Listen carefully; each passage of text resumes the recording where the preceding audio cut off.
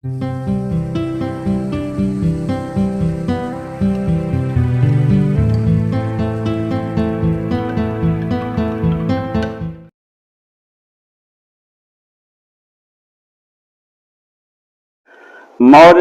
शासन के चंद्रगुप्त मौर्य और बिंदुसार के बाद आज हम अध्ययन करेंगे जो मौर्य काल के तीसरे शासक थे अशोक। और चंद्रगुप्त मौर्य के बाद मौर्य साम्राज्य सबसे ज़्यादा जो जाना जाता है वो अशोक के नाम पर ही जाना जाता है। तो आज हमारा जो सब्जेक्ट है, टॉपिक है, वो है अशोक। अशोक को अशोक महान भी कहा जाता है। अशोक महान क्यों कहा जाता है? जब हम इस वीडियो में इनका अध्ययन करेंगे तो हमको पता चलेगा कि अशोक के नाम में अशोक महान क्यों लगता है। अशोक जो अपने पिता बिंदुसार थे, उनके शासनकाल में अवंती के राजा थे, या अवंती का आप चाहे मान लो उस समय के राज्यपाल थे। कुल मिलाकर के अवंती क्षेत्र जो था वो अशोक के अधीन था, अशोक के संरक्षण में था। बिंदुसार जब बीमार होते हैं तो अशोक पाटलिपुत्र वापस आता है। जो बौद्ध ग्रंथ हैं, सिंघली ग्रंथ हैं, इनके अनुसार अशोक ने अपने 99 भाइयों की हत्या करके राज सिंहासन को प्राप्त किया था, लेकिन इसे प्रमाणित नहीं माना जाता है, क्योंकि अशोक का जो 5वां अभिलेख मिला है उसमें अशोक ने अपने कई जीवित अन्य भाई बहनों का उल्लेख किया है, जिससे स्पष्ट होता है कि अशोक के शासन के 13वें वर्ष तक, चूंकि 5वां जो अभिलेख है वो 13वें वर्ष का है, तो अशोक के शासन के 13वें वर्ष तक उसके भाई बहन जीवित थे। ये भी माना जाता है कि जो बौद्ध ग्रंथों ने ये कहा है कि अशोक ने अपने 99 भाइयों की हत्या करके राज सिंहासन को प्राप्त किया था, उसका कारण ये हो सकता है कि बौद्ध ग्रंथों ने अपने धर्म को उत्कृष्ट प्रदर्शित करने के लिए इस बात को समावेशित किया हो कि अशोक अपने प्रारंभिक जीवन में कितना क्रूर व्यक्ति था और बौद्ध धर्म के प्रभाव में आने के बाद वो कितना बड़ा सन्यासी बन गया। अशोक के माता का नाम शुभदांगी मिलता है, जो कि चंपा के एक ब्राह्मण की कन्या थी। अशोक की पत्नी को महादेवी या वेदिस कहा गया है। अशोक जो है शाक्य, वो जो अशोक की पत्नी थी वो शाक्य जात की कन्या थी और उज्जैन के एक व्यापारी या श्रेष्ठी की पुत्री थी। इसी से अशोक को संघमित्रा और महेंद्र नामक 2 संतानें प्राप्त होती हैं। कुछ ग्रंथों के अनुसार अशोक की एक पत्नी का नाम तिष्यरचिता था और एक पत्नी का नाम कारुवाकी मिलता है। बौद्ध परंपरा ये बताता है कि अशोक का जो सबसे पहला संघर्ष हुआ राज सिंहासन के लिए वो उसके बड़े भाई सुसीम के साथ हुआ। बिंदुसार की मृत्यु के बाद अशोक को सुसीम से राज सिंहासन का संघर्ष करना पड़ा। बिंदुसार की जो मृत्यु हुई थी वो 273 ईसा पूर्व में हुई थी। बिंदुसार की मृत्यु का समय जो था वो 273 ईसा पूर्व था बिंदुसार। लेकिन अशोक को जो गद्दी मिली वो 269 ईसा पूर्व के आसपास मिली। तो जो 4 साल का बिंदुसार की मृत्यु के बीच का समय था, ये अशोक का अपने बड़े भाई सुसीम के साथ संघर्षों में बीता। अशोक अपने पिता के समय अवंती का शासक था ही, जो अवंती आज के समय में मालवा कहलाती है। उत्तरापथ में जब विद्रोह हुआ था तो वहां का जो शासक था सुसीम, ये उत्तरापथ का शासक था। इसने वहां के विद्रोह को ये दबा नहीं पाया था। अशोक को बिंदुसार ने उस समय विद्रोह को दबाने के लिए भेजा था, जिसने बिना किसी युद्ध के बड़ी चतुराई से उत्तरापथ के विद्रोह को शांत किया था। इससे पता चलता है कि जो अशोक राजनीतिक ढंग से बहुत ही कुशल शासक था या कुशल व्यक्ति था। अशोक प्रारंभ से ही महत्वाकांक्षी और प्रतिभाशाली था। सुसीम इसीलिए उससे द्वेष रखता था। सुसीम चूंकि अपने को राज सिंहासन का अधिकारी मानता था और अशोक प्रतिभाशाली और महत्वाकांक्षी टाइप का था, तो सुसीम को यह हर समय उससे भय रहता था कि अशोक से उसका राज सिंहासन का संघर्ष हो सकता है। बिंदुसार की बीमारी के तुरंत बाद सुसीम ने पाटलिपुत्र की गद्दी पर अधिकार कर लिया, लेकिन सुसीम का जो व्यवहार था वो उस समय के अमात्य और मंत्रियों से अच्छा नहीं था। इसलिए बिंदुसार के मंत्रियों ने अशोक का साथ दिया, जिसमें कि एक मंत्री था खल्लाटक। खल्लाटक जो बिंदुसार का मंत्री था, या इसे राधगुप्त भी कहा गया। इसने सिंहासन के संघर्ष में अशोक का साथ दिया और अशोक इसी के सहयोग के कारण पाटलिपुत्र की गद्दी पर बैठा, या बिंदुसार को पद को इसने ग्रहण किया। जो ये कहा जाता है कि अशोक का अपने 101 भाई जो थे अशोक को मिला करके बिंदुसार के 101 पुत्र थे, उसमें 98 भाइयों ने सुसीम का साथ दिया था। अशोक का साथ केवल उसके एक सगे भाई तिष्य ने दिया था। इसीलिए कहा गया है कि अशोक ने अपने 99 भाइयों की हत्या की थी। क्योंकि तिष्य उसका सहयोगी था और उसका सगा भाई था, इसलिए अशोक ने तिष्य को जीवित रखा है। अशोक का जो प्रारंभिक जीवन था वो इन्हीं संघर्षों में जरूर बीता होगा। ये निश्चित है कि उस युद्ध में उसने सुसीम की हत्या किया होगा, लेकिन सभी भाइयों की हत्या का कोई साक्ष्य नहीं मिलता है। अशोक की एक पत्नी का नाम पद्मावती भी मिलता है, जिससे उसके कुणाल नामक एक संतान हुई थी। बाद में ये कुणाल भी उसके उपरांत पाटलिपुत्र का शासक बना था। कुछ अभिलेखों में अशोक को देवान प्रिय देवानाम प्रियदश कहा गया है, अर्थात देवताओं का प्रिय, देखने में सुंदर, ऐसी उपाधि से अशोक को संबोधित किया गया है। पहले ये जो शब्द था देवानाम प्रियदश या देवानाम प्रिय, इसका मतलब था कि देवताओं को प्रिय रखने लगने वाला। बाद में संस्कृत शब्दकोश में इस शब्द का जो प्रयोग हुआ है उसका अर्थ है मूर्ख। तो देवान प्रिय इसको बोला गया है। देवान प्रिय जिस समय इसको बोला गया उस समय जो इसका अर्थ था देवताओं को प्रिय लगने वाला, लेकिन कालांतर में संस्कृत शब्दकोश में देवान प्रिय का मतलब होता है मूर्ख। पाली भाषा में देवान प्रिय का जो अर्थ निकाला गया है वो अच्छे संदर्भ में निकाला गया है, और जो अशोक को देवान प्रिय बोला गया है वो पाली भाषा में ही बोला गया है। मास्की और गुर्जरा में जो अशोक के अभिलेख मिलते हैं उसमें उसको देवान प्रिय प्रियदश कहा गया है। पहले जो शिलालेख मिले थे देवान प्रिय प्रियदश, उसको ये माना जाता था कि वो श्रीलंका के जो शासक थे तिष्य, उनके लिए संबोधित किया गया था। लेकिन बाद में कुछ ऐसे अभिलेखों से ये पुष्ट हुआ कि ये सम्राट अशोक के लिए प्रयोग किया गया है। अशोक ने सबसे पहले जो विजय प्राप्त किया था वो कश्मीर की विजय था। कश्मीर के इतिहास में कश्मीर एक ऐसा प्रांत था जो मौर्य के अधीन उसके शासनकाल में आया था।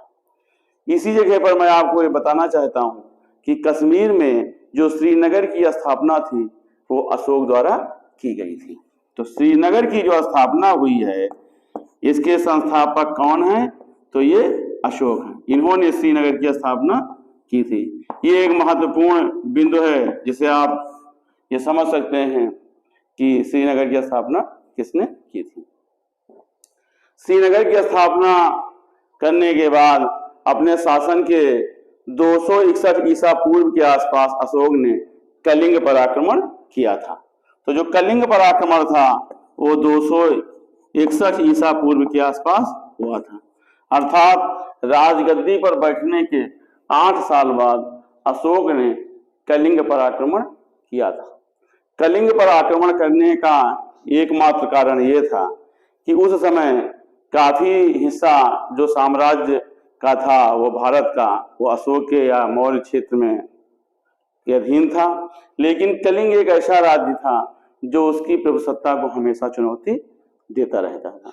कलिंग का जो बाद को कट अनुभव मिला है वो खारवेल युद्ध में मिला है कि खारवेल के द्वारा कलिंग का जो शासक था उसने आक्रमण करके फिर बाद को मगध को चुनौती दी थी। तो आप ये समझ सकते हैं कि उस समय जो कलिंग प्रांत था वो कितना शक्तिशाली था। और कलिंग का जो एक विशेष महत्व था वो व्यापारी की दृष्टि से भी था। दक्षिण से संपर्क करने के लिए कलिंग का जो समुद्री क्षेत्र था और जो स्थलीय क्षेत्र था उस पर मौर्यों का नियंत्रण होना आवश्यक था। कलिंग उस व्यापार में बाधा बन रहा था। समुद्री या स्थलीय मार्ग में कलिंग का हिस्सा पड़ने के कारण मौर्य पूरी तरह से उस पर काबिज नहीं हो पा रहे थे। इसीलिए अशोक ने कलिंग पर आक्रमण किया था। कलिंग का जो क्षेत्र है वो आज के दक्षिण उड़ीसा का क्षेत्र है। उड़ीसा का जो दक्षिणी क्षेत्र है, उड़ीसा का दक्षिण का क्षेत्र जो है वो कलिंग है।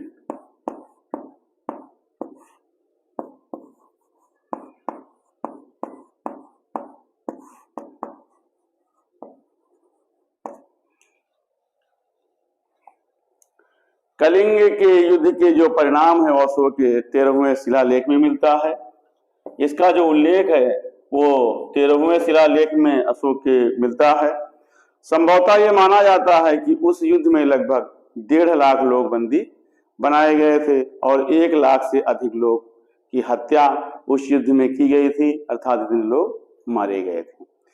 इस युद्ध की भयानकता को आप इसी से समझ सकते हैं कि इस युद्ध में जिन ब्राह्मणों ने भाग नहीं लिया था, जिन गृहस्थों ने भाग नहीं लिया था, जिन सन्यासी व श्रमण लोगों ने भाग नहीं लिया था, उनको भी घर से निकाल करके उनकी हत्या की गई थी।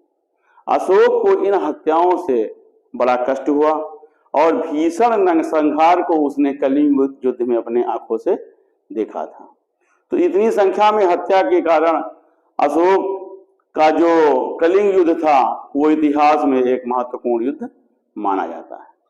कलिंग युद्ध के बाद जो कलिंग का क्षेत्र था वो मगध का प्रांत बन जाता है और कलिंग में मौर्यों की कुछ प्रशासनिक इकाई गठित हो जाती है। कलिंग का जो क्षेत्र मौर्यों का हिस्सा बनता है उसकी राजधानी जो बनती है वो तोसल बनती है। जो नवीन कलिंग मौर्यों के कब्जे में आता है उसकी राजधानी तोसल बनती है, जो कि उत्तरी क्षेत्र की राजधानी होती है। ये कलिंग के उत्तरी क्षेत्र की राजधानी होती है और दक्षिण में भी एक राजधानी बनाई जाती है जिसे बोलते हैं जौगढ़। तो कलिंग के 2 राजधानी उस समय बनाई जाती हैं, 2 प्रशासनिक केंद्र बनाए जाते हैं, उत्तर में तोसल और दक्षिण में जौगढ़। यहीं से मौर्य साम्राज्य का विस्तार का पूरी तरह से अंत हो जाता है। कलिंग युद्ध एक ऐसा युद्ध होता है जो मौर्यों का सबसे अंतिम युद्ध सिद्ध होता है। अपनी भयानकता के कारण, इतनी हत्याओं, इतनी संख्याओं में भीषण नरसंहार के कारण कलिंग युद्ध सबसे अंतिम युद्ध साम्राज्य विस्तार का सिद्ध होता है। हमने बताया कि जो कलिंग युद्ध है वो मौर्यों के शासन का सबसे महत्वपूर्ण युद्ध रहा और ये अशोक के शासन के 8वें वर्ष होता है। कलिंग युद्ध का जो सबसे बड़ा परिणाम होता है वो ये होता है कि जो अशोक का युद्ध घोष था, जो एक साम्राज्य का विस्तार की नीति थी, वो युद्ध घोष जो है भेरी घोष में परिवर्तित हो जाता।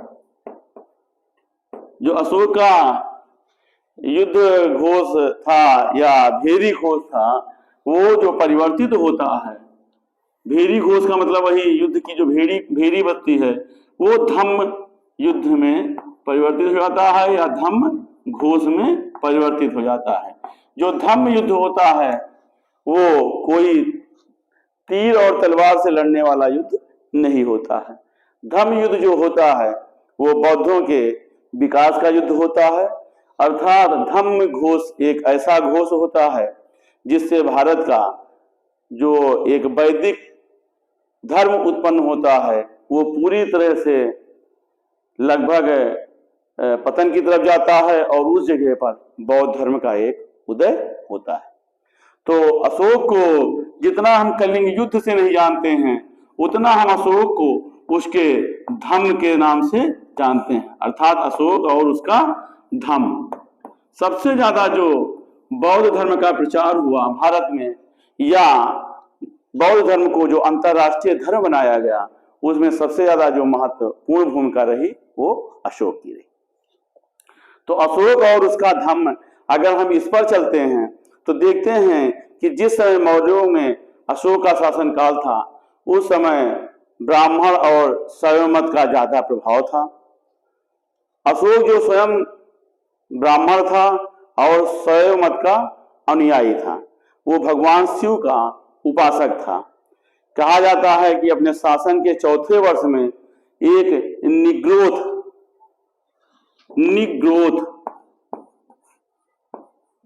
आप इसको ध्यान दीजिएगा, निग्रोध जो है ये एक बौद्ध भिक्षु होता है जिसकी उम्र होती है 7 वर्ष। इससे सबसे ज्यादा वो धर्म बौद्ध धर्म से प्रभावित होता है। अशोक जो अपने शासन के चौथे वर्ष में सबसे ज्यादा निग्रोध नामक 7 वर्षीय एक बौद्ध धर्म के भिक्षु से प्रभावित होता है, जो कि उसके सबसे बड़े भाई सुमन का पुत्र होता है। जो निग्रोध है वो उसके बड़े भाई सुमन का पुत्र रहता है। लेकिन अशोक को बौद्ध धर्म में जो दीक्षित करता है उसे मोगाल पुत्र तिष बोलते हैं। मोगल पुत्र तिष। इसके द्वारा अशोक को बौद्ध धर्म की शिक्षा दी जाती है। अशोक जो बौद्ध धर्म का अनुयायी बनता है वो मोगाल पुत्र तिष से ही दीक्षित होकर के बनता है। कहा जाता है कि अशोक जो है अपने शासन के प्रारंभिक काल में बौद्ध धर्म का विरोधी होता है, लेकिन कलिंग युद्ध के भीषण नरसंहार के बाद बौद्ध धर्म के अहिंसा की नीति के कारण वो बौद्ध धर्म के प्रति आकर्षित होता है। अशोक ने अपने शासन के 13वें अभिलेख में कलिंग युद्ध की घटनाओं का विशेष वर्णन किया है।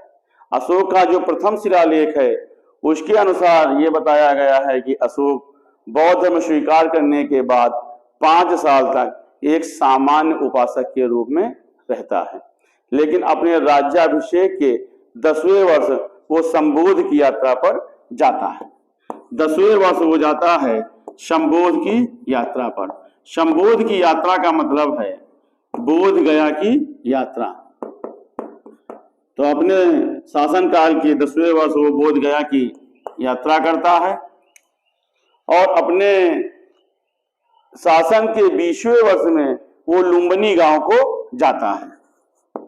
20वें वर्ष वो लुम्बिनी में जाता है, अर्थात अब उसका जो बौद्ध धर्म के प्रति आकर्षण है वो बढ़ जाता है और बुद्ध के जहां पर उन्होंने बोध प्राप्त किया था वहां की यात्रा करता है और इसके बाद वो बुद्ध के जन्म स्थान की यात्रा करता है। लुम्बिनी जाने के बाद वो वहां के क्षेत्र का जो कर वसूली होती है उसका 1/8 भाग कर वसूलता है, अर्थात लुम्बिनी के लोगों का कर माफ कर दिया जाता है और 1/8 कर की वसूली की जाती है। इसका जो वर्णन है वो रुक्मिणदेयी लघुलेख में मिला है। जो इस यात्रा का वर्णन है और कर्जा माफी का वो है वो रुक्मिणदेयी अभिलेख में मिला है।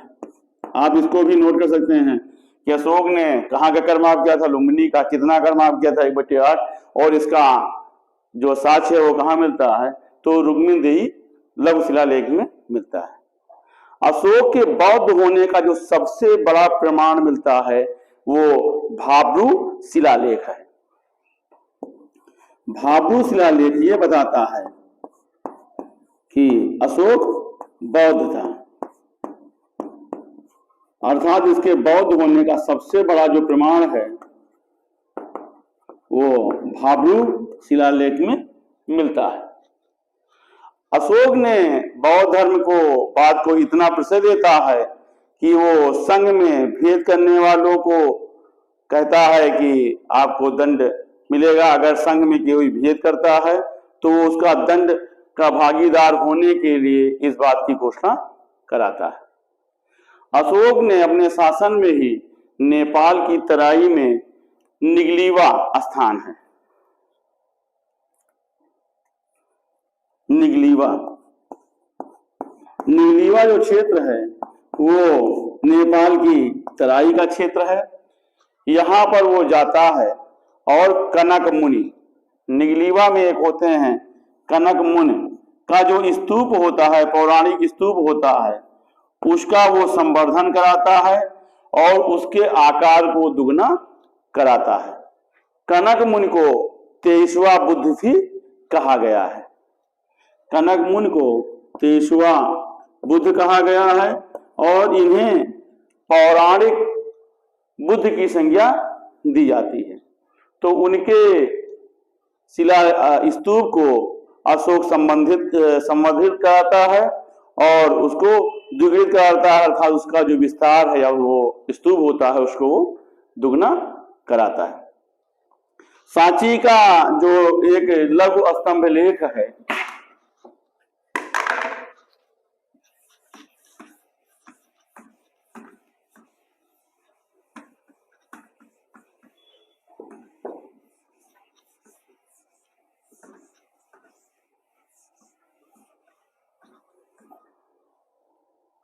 सांची के लघु स्तंभ लेख में वो एक शासनादेश लिखवाता है कि बौद्ध धर्म में फूट डालने वाले भिक्षुओं को चेतावनी देता है कि जो संघ के नियमों को भंग करेगा उसे सफेद वस्त्र पहना करके अयोग्य स्थान पर रखा जाएगा। अर्थात वो जो शासनादेश देता है बौद्ध धर्म के लिए,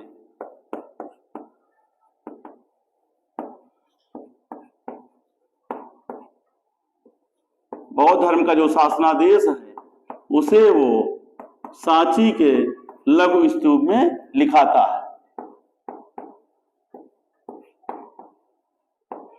लघु शिलालेख में अंकित कराता है। सभी बौद्ध भिक्षुओं को इस बात का संदेशा देता है कि अगर संघ के नियम का कोई भंग करता है, उसका पालन सही ढंग से नहीं करता है, तो उसे सफेद कपड़ा पहना करके एक अयोग्य स्थान पर रखा जाएगा।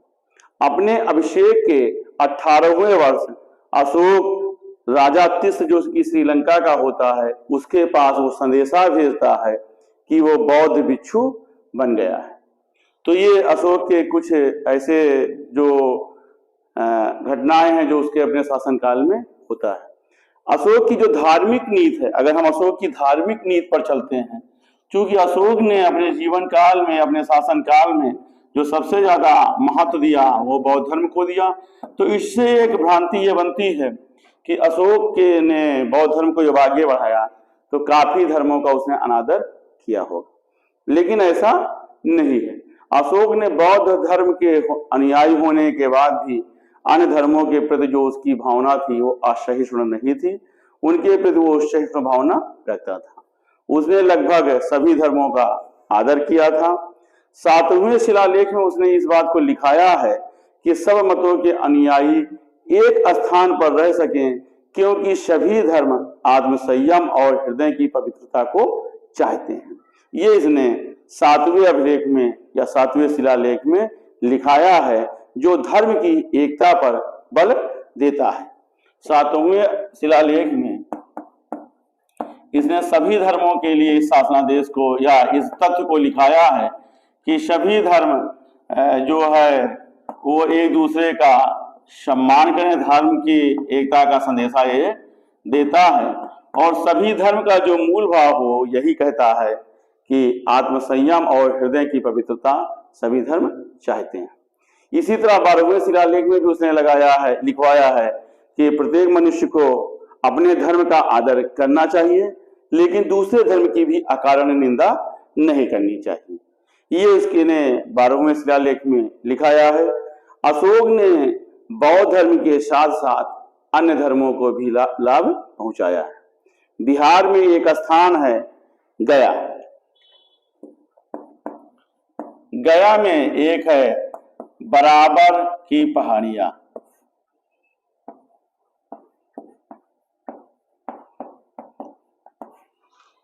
तो बिहार के गया में बराबर पहाड़ी पर उसने आजीवक संप्रदाय के सन्यासियों के लिए कुछ निवास स्थान बनवाए हैं या कुछ गुफा बनवाई है। आजीवक संप्रदाय के जो सन्यासी होते थे उनके लिए उसने रहने के लिए गुफा बनवाई है। अशोक ने का जो शासक एक था, राज्यपाल था, जो कि गुजरात के काठियावाड़ में था, यवन जात का, तुसास उसको बोलते हैं, उसने भी मतलब वहां पर काठियावाड़ में काफी बौद्ध धर्म का प्रचार कराया, लेकिन यवन जात के व्यक्ति को उसने राज्यपाल बनाया था। तो इससे ये सिद्ध होता है कि वो केवल बौद्ध धर्म के प्रति ही भेदभाव की भावना नहीं रखता था, सभी धर्मों को वो समान आदर व्यवहार करता था। राज तरंगड़ी के अनुसार अशोक ने विजयेश्वर नामक शैव मंदिर का भी जीर्णोद्धार कराया था और उसके अंदर उसने 2 समाधियों को भी निर्मित कराया था। अशोक ने अपने धम्म के बारे में बताया है कि धम्म क्या है। उसने कहा है कि धम्म क्या है। इस संबंध में अशोक ने दूसरे और 7वें शिलालेख में वर्णित किया है कि धम्म क्या है। अर्थात दूसरे और 7वें शिलालेख में उसने धम्म की परिभाषा बताया है कि धम्म की परिभाषा क्या है। इसके अनुसार इसने बोला है या लिखवाया है कि अपाश बहु बहुदायेन दया दाने सचे सोचे माद देश धवे। मैंने बोल दिया है, मैं इसको लिख भी देता हूं और समझाता हूं कि उसने उस शिलालेख में क्या लिखाया है। अपाश बहु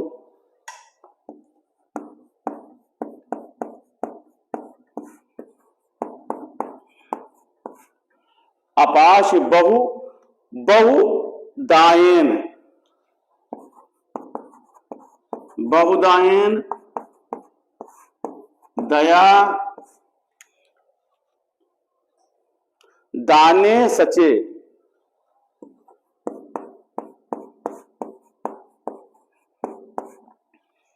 दाने सचे सोचे माद।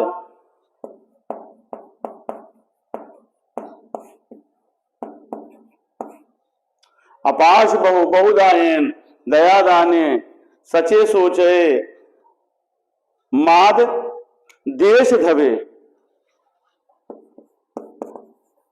ये इसने एक वाक्य या ये शब्द उसने लिखवाए हैं दूसरे और 7वें शिलालेख में। अपाश बहु अल्प पाप है, कम पाप करना धम्म है। उसने कहा धम्म क्या है, तो ये लाइन लिखा दिया और इस लाइन की उसने परिभाषा बताया। अल्प पाप है, अल्प पाप है अर्थात पाप की जितनी ही कम मात्रा हम करें वही धम्म है। पाप में हम जितनी ही कमी लाएं वही धम्म है। अत्यधिक कल्याण है, अधिक कल्याण है अर्थात हम जितना ही कल्याण करें वही धम्म है। तो अल्प पाप किया जाए, अत्यधिक कल्याण किया जाए। दया है, जो दया है वो धम्म है। दान है वो धम्म है। सत्य है कि हम ज्यादा से ज्यादा सत्य बोलें, सत्यवादिता का मार्ग अपनाएं। पवित्रता है, धम्म क्या क्या है, पवित्रता है। मृदुता है, हमारे स्वभाव में जो मृदुता है या मीठा बोलते हैं वो धम्म है। साधुता है,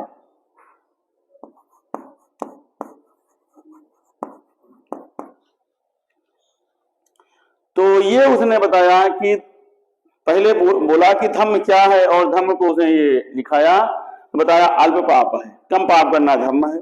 अधिक कल्याण करना धर्म है, दया की भावना रखना धर्म है, दान देना धर्म है, सत्यवादिता रखना धर्म है, पवित्रता रखना धर्म है, मृदुता का व्यवहार रखना धर्म है, और साधुता या सज्जन बनना धर्म है। राज्याभिषेक से संबंधित एक लघु शिलालेख में अशोक ने अपने को बुद्ध शाक्य कहा है। तो बुद्ध शाक्य उसने अपने को कहा है। ये भी आप नोट कर सकते हैं कि बुद्ध शाक्य किसे कहते हैं। तो बुद्ध शाक्य अशोक ने अपने को स्वयं को कहा है, स्वयं को अशोक द्वारा बुद्ध शाक्य कहा गया है। धम्म के गुणों को व्यवहार में लाने के लिए अशोक ने एक और चीज लिखाया है, आरंभ नाम प्राणानाम, अर्थात प्राणियों की हत्या न करना, अविहिंसा भूतानाम, प्राणियों को क्षति न पहुंचाना, मातार पितर शुश्रूषा, माता पिता की सेवा करना, ये भी धम्म है। अशोक के अनुसार ये भी धम्म है। आरंभ नाम प्राणानाम, प्राणियों की हत्या न करना, अविहिंसा भूतानाम, प्राणियों को क्षति न पहुंचाना, मातर पितर शुश्रूषा, माता पिता की सेवा करना, थेर शुश्रूषा, थेर माने वृद्ध, वृद्ध व्यक्तियों की सेवा करना, गुरुनाम उन पचते, गुरुजनों का सम्मान करना, मित्र संस्तुति नातिका नाम, ब्रह्मण संप्राण दानम सपरिचित, मित्रों परिचितों ब्राह्मण और श्रमणों के साथ अच्छा व्यवहार करना, दास भक्तमही सभ्य प्रतिपत्ति, दास और नौकरों के साथ अच्छा बर्ताव करना, अपव्ययता कम खर्चा करना, अपभांडता अर्थात कम इकट्ठा करना। ये धर्म के विधायक पक्ष हैं, कि ये पॉजिटिव पक्ष हैं, सकारात्मक पक्ष हैं कि हमको ऐसा करना चाहिए।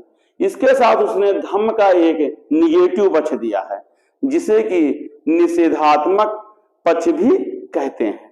इसमें उसने जो हमने भी आपको पहले बताया है वो अच्छाइयां, लेकिन निषेधात्मक पक्ष में अशोक ने दुर्गुणों का बताया है, अर्थात निगेटिव चीजों का बताया है। क्या? चंडीय अर्थात प्रचंडता, तेजी, क्रोधे क्रोध, मनोह घमंड, ईर्ष्या ईर्ष्या, ये जो है उसने निगेटिव चीज बताया है कि ये हमको नहीं करना चाहिए। ये इसका निषेधात्मक पक्ष है, अर्थात इस पर हमको निषेध लगानी चाहिए। ये जो हमने बताया है ये तीसरे स्तंभ लेख में है, जो कि आसीनों में पाया गया। अशोक के 9वें शिलालेख में मानव जीवन के विभिन्न अवसरों पर किए जाने वाले मंगलों का उल्लेख किया गया है। आप नोट कर सकते हैं, मैं बहुत नहीं लिखा रहा हूं। अशोक ने अपने 9वें शिलालेख में मानव जीवन के विभिन्न अवसरों पर किए जाने वाले मंगलों का उल्लेख किया है, उन्हें अल्प फल देने वाला बताया गया है। 13वें शिलालेख में कलिंग उल्लेख के साथ, कलिंग युद्ध के उल्लेख के साथ साथ अशोक ने धम्म विजय का भी उल्लेख किया है, और उसने ये कहा है कि युद्ध विजय से धम्म विजय सर्वश्रेष्ठ है। 5वें स्तंभ लेख में अशोक ने पशुओं के अंग छेदन और उनके वध का विरोध किया है। यह अशोक के जो शिलालेख हैं वो क्या बता रहे हैं, ये मैं आपको बता रहा हूं। भारतीय इतिहास में अगर देखा जाए तो अशोक पहला शासक था जिसने राजनीतिक हिंसा का त्याग करके धर्म के भावनाओं को ज्यादा रखा है, अर्थात उन सिद्धांतों का उसने ज्यादा पालन किया है। उसने राजनीतिक हिंसा का त्याग किया है, अर्थात इस सिद्धांत को रखा है कि राजनीतिक हिंसा नहीं होनी चाहिए, जबकि इसके पहले के सभी राजाओं और राजवंशों में राजनीतिक हिंसा को राजनीति माना गया है। अशोक हिंसा का प्रबल विरोधी था, कलिंग युद्ध के पश्चात अशोक हिंसा का या राजनीतिक हिंसा का प्रबल विरोधी था, जबकि अगर आप इस तथ्य पर जाएं तो राजनीतिक हिंसा के विरोधी जो अहिंसा के प्रतिपादक गौतम बुद्ध थे वो स्वयं नहीं थे। उन्होंने उस समय मगध के नरेश अजातशत्रु को वज्र संघ जीतने का उपाय बताया था, अर्थात अहिंसावादी होने के कारण भी होने के बाद भी उन्होंने राजनीतिक हिंसा को उस समय प्रश्रय दिया था। लेकिन अशोक ने उनसे भी आगे बढ़ करके राजनीतिक हिंसा को ही समाप्त कर दिया। हम देखते हैं कि बौद्ध शासक अजातशत्रु रहे हों, चाहे जैन शासक खारवेल रहे हों, इन लोगों ने काफी हद तक धर्म के तथ्यों को स्वीकार किया है, लेकिन ये राजनीतिक हिंसा को इन्होंने प्रश्रय दिया है। राजनीतिक हिंसा धर्म विरुद्ध है, ये अशोक ने केवल माना है। अशोक ने व्यक्ति आचार शास्त्र को राजकीय शास्त्र में परिवर्तित कर दिया था, अर्थात जो व्यक्तिगत धर्म होता था, व्यक्तिगत धर्म का पालन हमको कैसे करना है, उसको उसने शासनादेश का रूप प्रदान करके राजकीय शास्त्र में परिवर्तित किया था। इतना होने के बाद भी अशोक बौद्ध भिक्षु बन करके कभी नहीं रहा और वो गृहस्थ धर्म के ही अनुकूल उसने अपने जीवन को व्यतीत किया है। दीघ निकाय जो पुस्तक है उसके सिगालोवाद शुद्ध में बुद्ध ने उपासक धर्म को गृहस्थ के लिए अनुकरणीय बताया है। इसी कारण इस सूत्र को गृह विनय कि घर के लिए गृह विनय भी कहते हैं। तो अशोक ने जो बौद्ध धर्म का था इसके लिए इसने मतलब क्या क्या धर्म में किया है ये था। अब अशोक ने बौद्ध धर्म का प्रचार के लिए उसने क्या किया, तो बौद्ध धर्म के प्रचार में भी अशोक की एक महती भूमिका रही है। तो उसने बौद्ध धर्म का प्रचार कैसे किया, हम इस पर चलते हैं। धर्म के प्रचार में उसने कौन सा सहयोग किया है।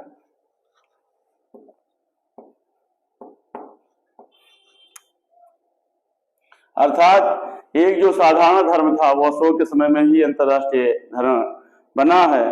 तो अशोक ने बौद्ध धर्म के प्रचार के लिए भी काफी कुछ किया है। बौद्ध धर्म के प्रचार के लिए या धम्म के प्रचार के लिए अशोक ने धार्मिक यात्राएं की। तो सबसे पहले जो अशोक ने किया वो धार्मिक यात्रा की, स्वयं किया धार्मिक यात्रा।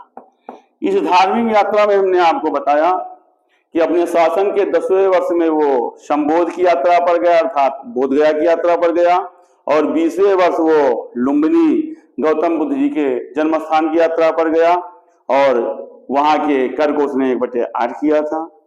तो ये इसने किया। पौराणिक बुद्ध जो कनक मुनि थे, जो कि नेपाल की तराई में निगल सागर या निगलीवा नामक स्थान पर थे, जिन्हें पौराणिक बुद्ध कहते हैं, उनके स्तूप को उसने जीर्णोद्धार कराया और उसको उसने दुगना कराया। अगला अशोक ने राज्य के उच्च पदाधिकारियों को भी धर्म प्रचार में लगाया। राज्य पदाधिकारियों को भी उसने धर्म के प्रचार में लगाया, अर्थात उनको भी उसने ये आदेश दे रखा था कि उनको धर्म का प्रचार भी करना है। अशोक के स्तंभलेख के तीसरे और 7वें लेख में ज्ञात होता है कि उसने व्यष्टु, रज्जुक, प्रादेशिक और युक्त नामक पदाधिकारी को जनता के बीच जाकर के धर्म का प्रचार करने का आदेश दिया था।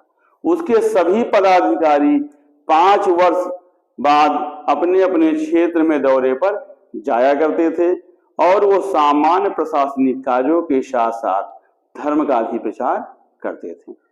रज्जुक को प्रजा का पुरस्कार देने का और दंड देने का अधिकार था, जो मैंने आपको बताया कि वो रज्जुक को भेजता था।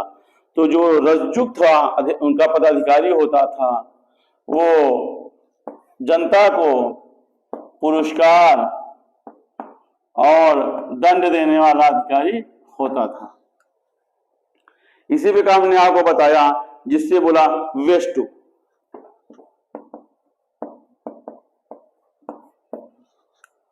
वेस्टु समाज में अनुसंधान करने वाला या दौरा करने वाला व्यक्ति होता था। तो ये अनुसंधान करता होता था, जो वेस्ट होता था वो अनुसंधान करने वाला अधिकारी होता था या अनुसंधान करता होता था।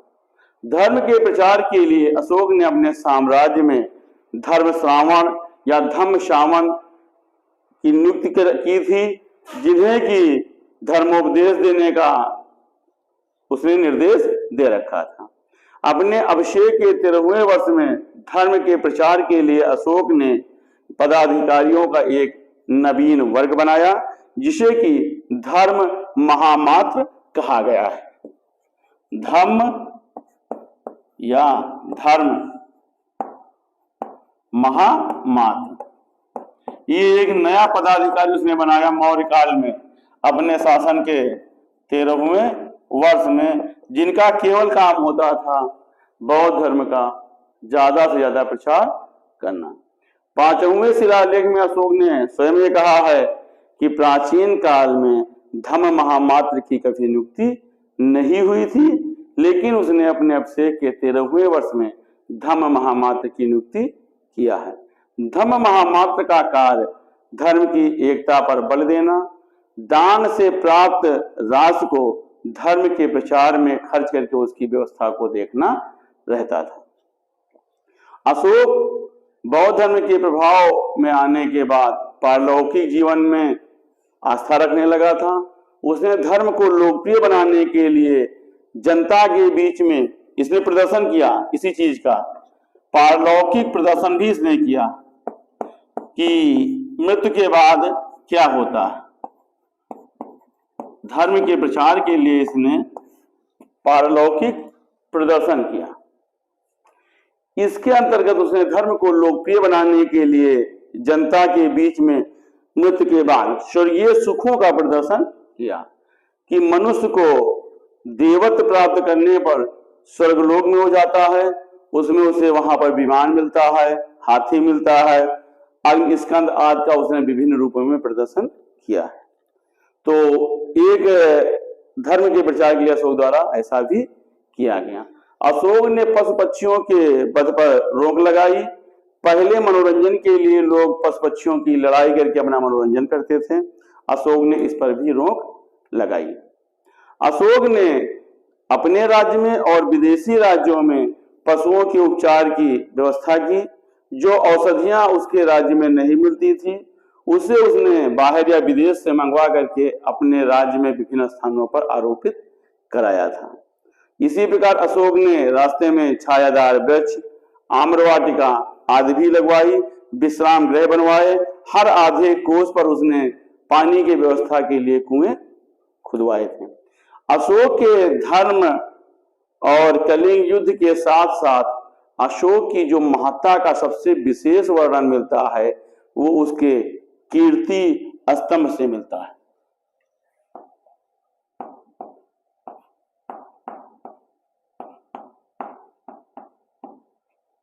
अशोक के बारे में सबसे जो विशेष चीज मिलती है वो उसके महत्व को हम उसके कीर्ति स्तंभ से जानते हैं। ये एक ही पत्थर को काट करके बनाया गया है। इस पर जो पॉलिश की गई है या जो चिकनाहट है, इसके रहस्य को आज तक के वैज्ञानिक भी नहीं सिद्ध कर पाए हैं या कोई कारीगर इसको समझ नहीं पाया। ये इतने चमकदार हैं जैसे कि पीतल लगते हैं। इसी में 4 सिंह हैं। इन 4 सिंहों के अतिरिक्त हाथी, बैल, घोड़ा और एक अन्य सिंह बना है जो कि किसी दिव्य बालक के गर्भाधान, जन्म, निष्क्रमण और उसके सिद्धि के प्रतीक हैं। इसी में जो चक्र बना है वो गौतम बुद्ध के आचार्यत्व का प्रतीक है, अर्थात गौतम बुद्ध के बारे में इसने कीर्ति स्तंभ में बताया है और यही बाद में अपने देश का राष्ट्रीय चिन्ह बन करके अशोक के लाट के रूप में आया है। तो कीर्ति स्तंभ से लिया गया है। धर्म के प्रचार के लिए अशोक ने, हमने ये बताया कि ये किया है, अशोक ने विभिन्न या कीर्तस्तंभ का भी निर्माण उसी के अंतर्गत उसने कराया है। धर्म के प्रचार के लिए अशोक ने विभिन्न शिलाओं, स्तंभों पर बुद्ध के सिद्धांतों को उत्कीर्ण कराया है। ये लेख उसके साम्राज्य के कोने कोने तक पाए जाते हैं। इसका जो उद्देश्य था, अर्थात शिलालेख और स्तंभ भी उसने धर्म के प्रचार के लिए बनवाए हैं। स्तंभ लेख इसको अपने उसने राज्य के कोने कोने में बनवाया है। और पत्थरों पर लिखाने का जो एकमात्र कारण था वो ये था कि पाषाण पर खुदे होने के कारण ये लेख चिरस्थायी रहेंगे और उसके बाद उसके आने वाले पुत्र पौत्रादि, उसकी संततियां उसका अनुसरण करेंगे। इसकी भाषा संस्कृत में न होकर के पाली में है। इसी प्रकार अशोक ने विदेश में प्रचारक भेजे। विदेश में उसने धर्म के प्रचार के लिए प्रचारक भी भेजा है। 13वें और दूसरे शिलालेख में उसने उन देशों का नाम बताया है जहां पर उसने अपने दूत भेजे थे। दक्षिण सीमा पर चोल राज्य में, शातीय पुत्र राज्य में, केरल पुत्र राज्य में, ताम्रपर्णी में व श्रीलंका में, इसके नाम उसने अपने शिलालेख में बताए हैं, वहां पर उसने भेजा था। 13वें शिलालेख में 5 यवन राज्यों का उसने वर्णन किया है जहां पर धर्म प्रचारक भेजे गए थे, जिसमें कि अंतियोक है, सीरियाई नरेश का जो क्षेत्र है, तुरमय जो कि उस समय मिस्र का क्षेत्र था, अंतकिनी जो कि मेसोडोनियन जहां का शासक था, मग जहां का शासक एपरिस था, अलिक सुंदर या सीरीन में, इन 5 यवन राज्यों का भी उसने उल्लेख किया। अशोक के ये सब समकालीन शासक थे। अशोक के काल में ही बौद्ध धर्म की तृतीय बौद्ध संगीत हुई थी। अर्थात बौद्ध धर्म के प्रचार में एक जो सबसे बड़ी बात थी वो तृतीय बौद्ध संगीत भी थी।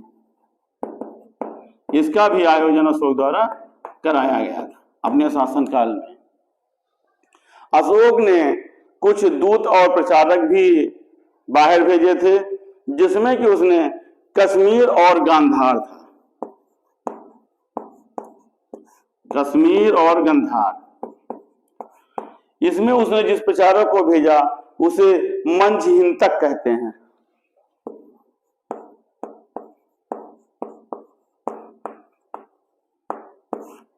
तो यहां पर उसने अपना प्रचारक भेजा। इसी प्रकार उसने यवन क्षेत्र में भेजा, जिसे कि महारक्षित को इसने वहां पर यमन क्षेत्र में भेजा था। ये इसके प्रचारक थे कि कौन कौन कहां पर गया है। मज्झय हिमालय क्षेत्र में इसने भेजा।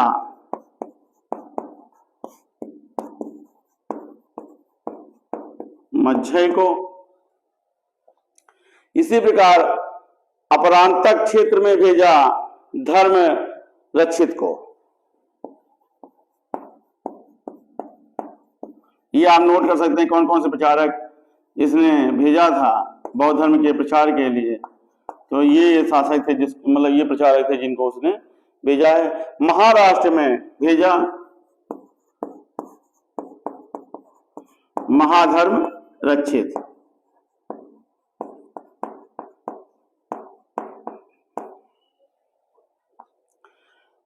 मैसूर और मांधाता में महादेव।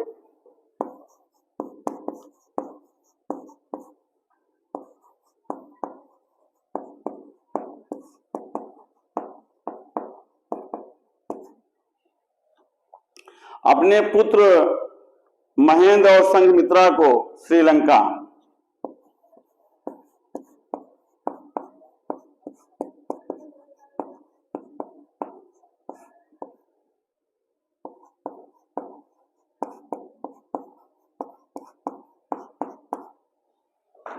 और बनवासी या कन्नड़ क्षेत्र में उसने भेजा था रक्षित को। कन्नड़ क्षेत्र में इसने रक्षित को भेजा था।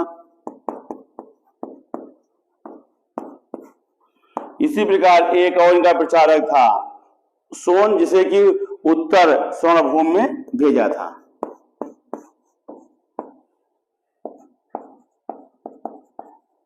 तो अशोक ने बौद्ध धर्म के प्रचार के लिए इतने प्रचारकों को भी विभिन्न क्षेत्रों में भेजा था। श्रीलंका में इसके पुत्र अशोक और संघमित्रा ने वहां के शासक तिष्य को बौद्ध धर्म में दीक्षित किया था और श्रीलंका के उस शासक ने बौद्ध धर्म को अपने यहाँ राजधर्म बनाया था। अशोक के इसी प्रयास के कारण जो बौद्ध धर्म भारत का एक धर्म था वो अंतरराष्ट्रीय धर्म के रूप में परिवर्तित हो गया था। तो आज हमने इसमें अशोक और धम्म का अध्ययन किया है। अगले क्लास में हम अशोक के साम्राज्य विस्तार के साथ साथ बौद्ध धर्म का प्रचार का क्या और कारण था वो, और मौर्य साम्राज्य जो कि अशोक जैसे महान सम्राट के बाद लगभग पतन की तरफ उन्मुख हुआ, उसके क्या कारण थे उसके बारे में अध्ययन करेंगे। धन्यवाद।